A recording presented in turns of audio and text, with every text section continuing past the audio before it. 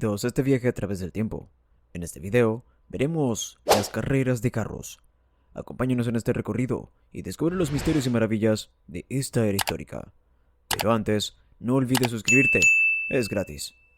Las carreras de carros fueron uno de los deportes antiguos griegos, romanos y bizantinos más populares. En Grecia, las carreras de carros desempeñaron desde tiempos muy remotos un papel fundamental en los juegos funerarios aristocráticos.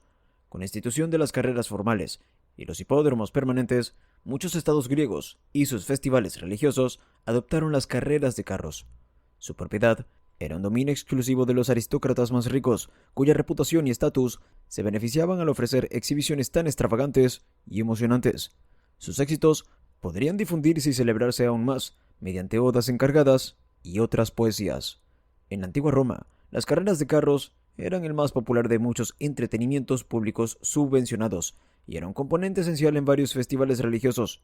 Los conductores de carros romanos tenían un estatus social muy bajo, pero se les pagaba una tarifa simplemente por participar. Los ganadores eran celebrados y bien pagados por sus victorias, independientemente de su estatus, y los mejores podían ganar más que los abogados y senadores más ricos. Las carreras de carros perdieron importancia en el Imperio Romano Occidental después de la caída de Roma. Sin embargo, en el Imperio Romano Bizantino, las tradicionales facciones romanas de carreras de carros continuarían desempeñando un papel destacado en el entretenimiento de masas, la religión y la política durante varios siglos más. Las imágenes de cerámicas muestran que las carreras de carros ya existían en la Grecia micénica del siglo XIII a.C. También se decía que una carrera de carros fue el evento que fundó los Juegos Olímpicos. Según una leyenda mencionada por Píndaro, el rey Enómao desafió a una carrera a los pretendientes de su hija Hipodamia, pero fue derrotado por Pélope, quien fundó los Juegos en honor a su victoria. Los Juegos Olímpicos fueron fundados tradicionalmente en el año 776 a.C. por los eleos, una aristocracia rica y prestigiosa, propietaria de caballos. Píndaro, la fuente más antigua sobre los Juegos Olímpicos, incluye las carreras de carros entre sus 5 eventos fundacionales. Las principales carreras de carros de los Juegos Olímpicos y otros Juegos panhelénicos eran prueba de 4 y de 2 caballos. Pausanias describió el primer hipódromo olímpico en el siglo II después de Cristo, cuando Grecia formaba parte del Imperio Romano. Según el plano perimetral tenía aproximadamente 780 metros de largo y 320 metros de ancho. Los competidores corrían desde el punto de partida, en el sentido contrario a las agujas del reloj, alrededor del poste de giro más cercano en el oeste. Luego giraban en el poste de giro del este y se dirigían de regreso al oeste. El número de vueltas podía variar según el evento. Los espectadores podían observar desde terraplenes naturales al norte y terraplenes artificiales al sur y al este. También había reservado un lugar para los jueces en el lado occidental de la orilla norte. Pausanias no describe una barrera divisoria central en Olimpia, pero el arqueólogo Vicatu supone que sí la hay. Las carreras comenzaban con una procesión hacia el hipódromo, mientras un heraldo anunciaba los nombres de los conductores y propietarios. El aspecto más inmediato y desafiante de las carreras para los pilotos, jueces y comisarios fue garantizar una salida justa y mantener las salidas en falso y los aplastamientos al mínimo. Para ello, se utilizaron varios dispositivos mecánicos que redujeran la probabilidad de error humano. Las puertas de salida portátiles empleaban una cuerda apretada en un marco de madera que se aflojaba para caer hacia adelante y se abrían cuando daba comienzo a la carrera. Para iniciar la carrera, se alzaba un águila de bronce, signo de Zeus, que era patrón de los Juegos Olímpicos, y en cada vuelta se bajaba un delfín de bronce, el signo de Poseidón. El par central de caballos hacía la mayor parte del tirón pesado, a través del yugo. La pareja que los flanqueaba tiraba y guiaba, utilizando sus correas. Los equipos de caballos estaban altamente entrenados y eran muy manejables. Se dice que los aficionados griegos pensaban que las yeguas eran los mejores caballos para las carreras de carros. En la mayoría de los casos, el propietario y el conductor del carro de carreras griego eran personas diferentes. En el año 416 a.C., el general ateniense Alcibíades tenía 7 carros en la carrera y quedó primero, segundo y cuarto. Evidentemente él mismo no podía haber estado corriendo con los 7 carros. Era costoso poseer y entrenar equipos de carros, y el caso de Alcibíades muestra que para los ricos esta era una forma efectiva y honorable de autopublicidad. Además, no se esperaba que arriesgaran sus propias vidas. Las mujeres podían ganar carreras mediante la propiedad, aunque se decía que estaba prohibida la participación de mujeres casadas como competidoras o incluso espectadoras en los Juegos Olímpicos, supuestamente bajo pena de muerte. Esto no era típico de los festivales griegos en general, y no hay ningún registro consistente de esta prohibición ni de la aplicación de la pena. Es más, la espartana Cínisca, hija de Arquídamo II, participó y ganó la carrera de carros olímpica, 2 veces como propietaria y entrenadora, y al menos una vez como conductora. Debido a la peligrosidad, la mayoría de los aurigas solían ser esclavos o profesionales contratados. Los conductores y sus caballos necesitaban fuerza, habilidad, coraje, resistencia y un entrenamiento intensivo y prolongado. Al igual que los jinetes, los aurigas eran idealmente de complexión delgada y por lo tanto a menudo eran jóvenes, pero a diferencia de los jinetes, también eran altos. Los carros en sí se parecían a carros de guerra, esencialmente carros de madera de 2 ruedas con la parte trasera abierta. Los aurigas estaban de pie durante toda la carrera y tradicionalmente llevaban solo una prenda con mangas llamada cistis, que habría ofrecido al menos cierta protección contra golpes y polvo. El cuerpo del carro descansaba sobre el eje, por lo que el viaje estaba lleno de baches. Lo más emocionante de la carrera de cuadrigas, al menos para los espectadores, fueron las vueltas al final del hipódromo. Estos giros eran peligrosos y en ocasiones mortales. En un estadio de carreras de tamaño real, los carros podían alcanzar altas velocidades a lo largo de las rectas y luego volcarse o ser aplastados junto con sus caballos y su conductor por los siguientes carros mientras giraban alrededor del poste. Chocar contra un oponente para hacerlo chocar era técnicamente ilegal, pero la mayoría de los choques eran accidentales y a menudo inevitables. En la era clásica, surgieron otros grandes festivales en Asia Menor, la Magna Grecia y el continente, brindando la oportunidad a las ciudades de competir por el honor y el renombre, y a sus atletas de ganar fama y riquezas. Aparte de los Juegos Olímpicos, los más notables fueron los Juegos Ístmicos en Corinto, los Juegos de Nemea, los Juegos Píticos en Delfos y los Juegos Panatenaicos en Atenas, donde el ganador de la carrera de carros de 4 caballos recibía 140 ánforas de aceite de oliva, un bien muy valorado. Las carreras de carros en los Juegos Panatenaicos incluían una prueba de 2 hombres, el apobatai, en la que uno de los miembros del equipo estaba blindado y periódicamente saltaba del carro en movimiento, mientras el segundo auriga tomaba las riendas. Los atletas griegos ganadores, sin importar su estatus social, eran muy honrados por sus propias comunidades. Los romanos probablemente tomaron prestada la tecnología de los carros y el diseño de las pistas de carreras de los etruscos, quienes a su vez lo habían tomado de los griegos. Los entretenimientos públicos de Roma también estuvieron influenciados directamente por los ejemplos griegos. Las carreras de carros, como una característica de los ludi romanos, están atestiguadas en los mitos de la fundación de Roma y en 66 de los 177 días de juegos festivos religiosos programados en un calendario romano tardío de 354 días. Las carreras se llevaban a cabo como parte de procesiones triunfales, ritos de aniversario de fundación y juegos funerarios subsidiados por los magnates durante las épocas real y republicana y por los emperadores durante la era imperial. Según la leyenda romana, Roma en sus primeros días se enfrentaba a una falta de mujeres casaderas. Rómulo, el fundador de la ciudad, invitó al pueblo sabino a celebrar la consualia, honrando al dios del grano Consus con carreras de caballos y de carros en el Circo Máximo. Mientras los sabinos disfrutaban del espectáculo, Rómulo y sus hombres apresaron a las sabinas. Las mujeres finalmente se casaron con sus captores y contribuyeron decisivamente a persuadir a Sabine y a los romanos para que se unieran como un solo pueblo. Por tanto, las carreras de carros desempeñaron un papel en el mito de la fundación de Roma y en la política local. Los cónsules estaban obligados a subvencionar las carreras al principio y al final de sus mandatos anuales, como una especie de impuesto sobre su cargo y un regalo para el pueblo de Roma. Los emperadores organizaban juegos anuales en el aniversario de su sucesión y en su propio cumpleaños y el de otros cumpleaños imperiales. Las carreras de carros estaban precedidas por un desfile que presentaba a los aurigas, música, bailarines disfrazados e imágenes doradas de los dioses, encabezados por Victoria, diosa de la victoria. La mayoría de las ciudades tenían al menos un circuito exclusivo para carreras de carros. La ciudad de Roma tenía varios, pero su centro principal era el Circo Máximo, del que se dice tenía una gran capacidad de asientos. Se estiman que eran 150.000 antes de su reconstrucción por Julio César y 250.000 bajo el mandato de Trajano. Fue el circo más antiguo y más grande de Roma, Se pensaba que su forma básica y su huella eran más o menos contemporáneas con la fundación de la ciudad o con los primeros reyes etruscos de Roma. Julio César lo reconstruyó alrededor del año 50 a.C., hasta una longitud de unos 650 metros y un ancho de 125 metros.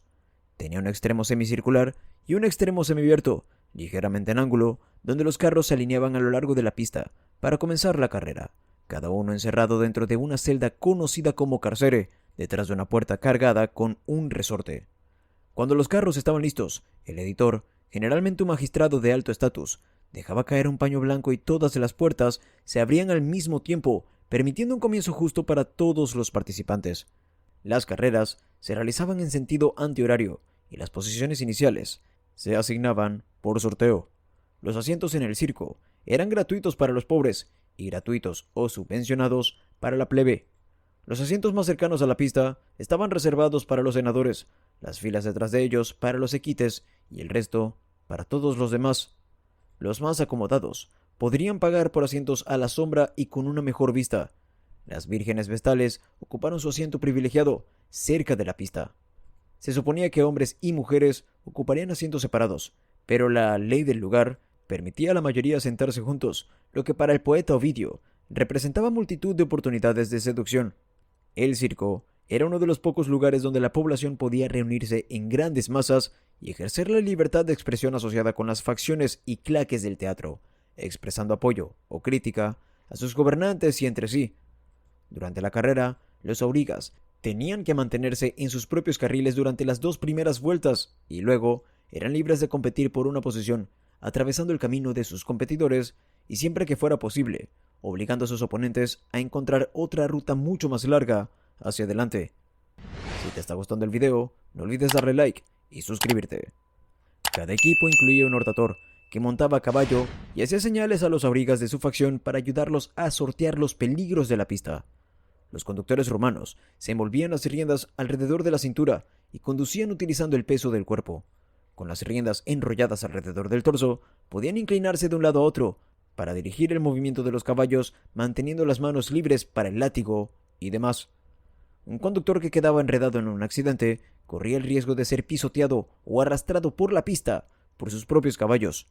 Para esos casos, los aurigas llevaban un cuchillo curvo para cortar las riendas, cascos y otros equipos de protección. Los accidentes espectaculares en los que el carro era destruido y el auriga y los caballos quedaban incapacitados se denominaban naufragia. Los mejores aurigas podían ganar una cantidad de premios en metálico, además del salario de subsistencia contratado. El premio metálico, hasta el 4.º puesto, se anunciaba de antemano, y el primer puesto solía ganar hasta 60.000 sestercios. Se mantenían registros detallados de las actuaciones de los conductores y de los nombres, razas y pedigrí de caballos famosos, ya que las apuestas por resultados estaban muy extendidas entre todas las clases sociales. La mayoría de las carreras involucraban carros de 4 caballos, o con menos frecuencia, carros de 2. A veces, solo para demostrar la habilidad del conductor y sus caballos, se podían unir hasta 10 caballos a un solo carro. En Roma, las carreras solían durar 7 vueltas, o incluso 5, en lugar de las típicas 12 vueltas de la carrera griega y 24 carreras en un solo día. Se convirtieron en la norma, hasta el lento colapso de la economía de Roma en Occidente. Cuando los costos aumentaron, se perdieron patrocinadores y se abandonaron los hipódromos. La mayoría de los conductores de carros romanos y muchos de sus seguidores pertenecían a una u otra de las 4 facciones, organizaciones sociales y empresariales que recaudaban dinero para patrocinar las carreras. Las facciones ofrecían seguridad a los miembros a cambio de su lealtad y contribución y estaban encabezadas por un patrón o patrones. Cada facción empleó un gran personal para servir y apoyar a sus aurigas. Cada circo parece haber seguido independientemente el mismo modelo de organización, incluido el sistema de denominación de 4 colores: rojo, blanco, azul y verde. En Roma, conducir un carro de carreras se consideraba una ocupación de muy baja categoría, por debajo de la dignidad de cualquier ciudadano, pero ganar dinero con ello era verdaderamente vergonzoso, por lo que los inversores de alto estatus social solían recurrir a negociaciones discretas a través de agentes en lugar de arriesgarse a perder reputación, estatus y privilegio a través de la infamia. Tertuliano afirma que originalmente había solo 2 facciones, la blanca y la roja, sagradas para el invierno y el verano respectivamente. Posteriormente, en su época, ya habían 4. Los rojos estaban dedicados a Marte, los blancos al Céfiro, los verdes a la Madre Tierra o la primavera, y los azules al cielo y al mar o al otoño. Cada facción podía inscribir hasta 3 carros en una carrera. Los miembros de la misma facción a menudo colaboraban contra los otros participantes, por ejemplo, para obligarlos a estrellarse, una táctica legal y muy recomendada. La ropa del conductor estaba codificada por colores de acuerdo con su facción, lo que ayudaría a los espectadores distantes a realizar un seguimiento del progreso de la carrera. Los azules y los verdes se convirtieron gradualmente en las facciones más prestigiosas, apoyadas tanto por los emperadores como por la población, y multitud de veces estallaban enfrentamientos entre azules y verdes durante las carreras. Los rojos y los blancos rara vez se mencionan en la literatura, pero su actividad continua está documentada en inscripciones y tablillas de maldiciones. Los aurigas ocupaban una posición peculiar en la sociedad romana. Si originalmente eran ciudadanos, la carrera que eligieron los convirtió en infames, negándoles muchos de los privilegios, protecciones y dignidades de la ciudadanía plena. Los mejores de ellos podrían ganarse un apoyo popular y de élite que rayaba en la adoración, el respeto y una riqueza casi fabulosa. La mayoría de los aurigas romanos comenzaron sus carreras como esclavos, que no tenían reputación ni honor que perder. Además, todos los competidores de la carrera, independientemente de su estatus social o de si completaron la carrera, recibían una tarifa de conductor. Los aurigas esclavos no podían poseer legalmente propiedades, incluido dinero, pero sus amos podían pagarles de todos modos y retener todos o parte de los honorarios de conducción acumulados y las ganancias en su nombre como precio de su eventual emancipación. La mayoría de las carreras y victorias fueron esfuerzos de equipo, resultados de la cooperación entre aurigas de la misma facción, pero las victorias obtenidas en carreras individuales fueron las más estimadas por los conductores y su público. Los aurigas seguían una profesión carismática y ferozmente competitiva. Habitualmente corrían el riesgo de morir violentamente y frecuentemente despertaban una reverencia compulsiva, incluso morbosa, entre sus seguidores. Algunos aurigas, o partidarios de estos, intentaban conseguir ayuda sobrenatural enterrando de forma encubierta tablillas de maldiciones en la pista o cerca de ella, apelando a espíritus y deidades del inframundo para el éxito de sus favoritos o el desastre para sus oponentes. Era una práctica común entre los romanos de todas las clases, pero como toda la magia en Roma, era estrictamente ilegal y estaba castigado con la muerte. Los caballos también podían convertirse en celebridades. Algunos fueron criados expresamente y entrenados relativamente tarde, a partir de los 5 años. Los romanos favorecían determinadas razas nativas de Hispania y el norte de África, como caballos de traza. Los caballos de traza de un carro tiraban en parte del carro y en parte lo guiaban, como flanqueadores del par central, que estaban unidos al carro y proporcionaban velocidad y potencia.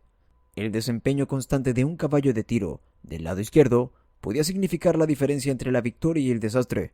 Constantino I refundó la ciudad griega oriental de Bizancio como una nueva Roma, para que sirviera como centro administrativo de la mitad oriental del imperio, a quien rebautizó como Constantinopla y reemplazó o restauró el circuito de carreras de carros de la ciudad, que había sido proporcionado por Septimio Severo. Como emperador cristiano, o al menos con inclinaciones cristianas, Constantino apoyó y financió la infraestructura y los gastos generales de las carreras de carros en Constantinopla, con preferencia sobre el combate de gladiadores, que lo consideraba un vestigio del paganismo. Las competiciones de gladiadores finalmente se abandonaron, pero las carreras de carros y los entretenimientos teatrales siguieron siendo populares ya que la Iglesia no los impidió.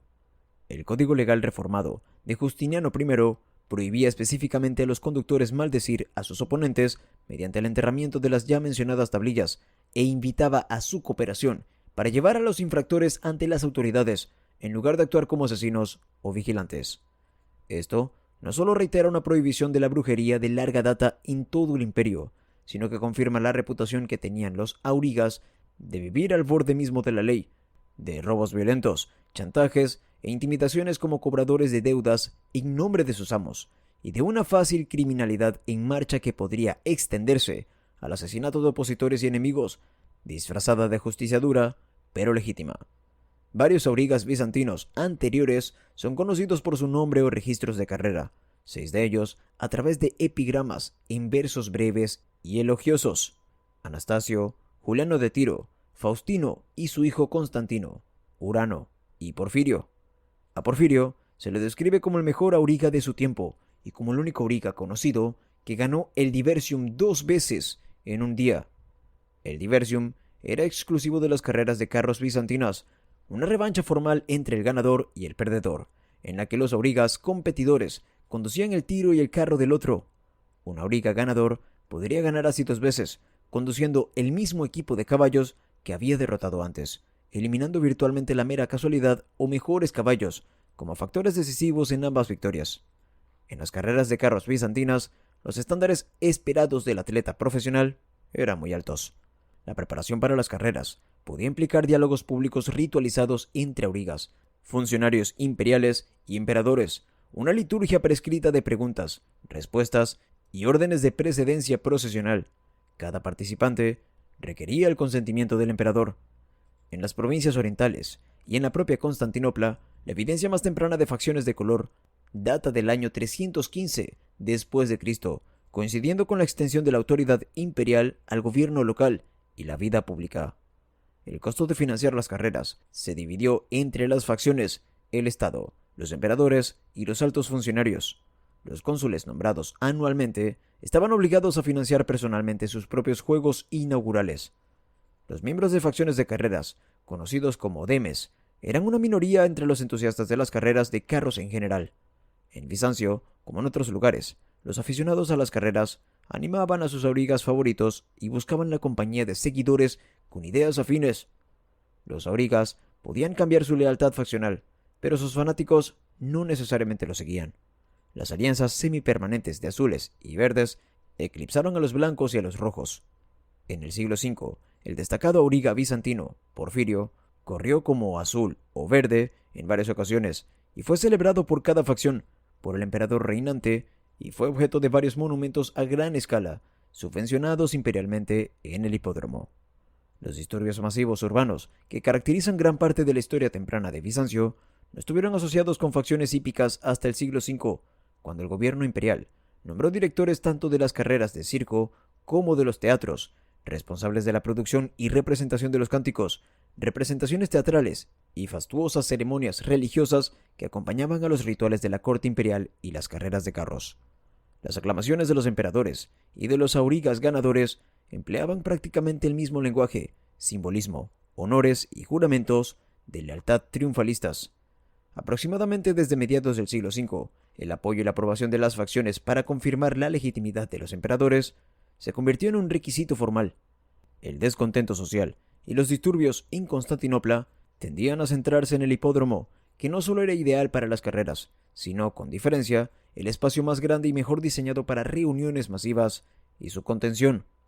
Las claques teatrales de Bizancio, que ya tenían reputación de violencia bien organizada, ahora se identificaban con las facciones competitivas y se pensaba que representaban los elementos más ruidosos e incontrolables entre los azules y los verdes. La rivalidad azul-verde estalló cada vez más en una guerra de pandillas armada y letal.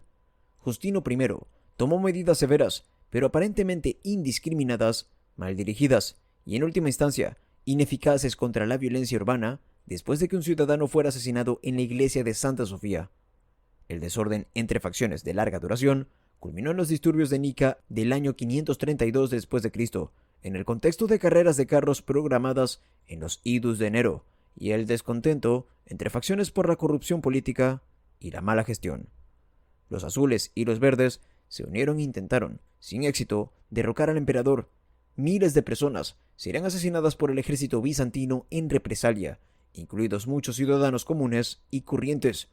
Las reformas del derecho civil, promulgadas por Justiniano I en el año 541, aseguraron que solo los emperadores o sus representantes pudieran subsidiar las carreras. Poco después, el emperador Tiberio II Constantino frenó el gasto imperial en las facciones, lo que redujo aún más su poder e influencia. Las carreras de carros disminuyeron aún más en el transcurso del siglo VII, en consonancia con la economía menguante del imperio y la pérdida de territorio.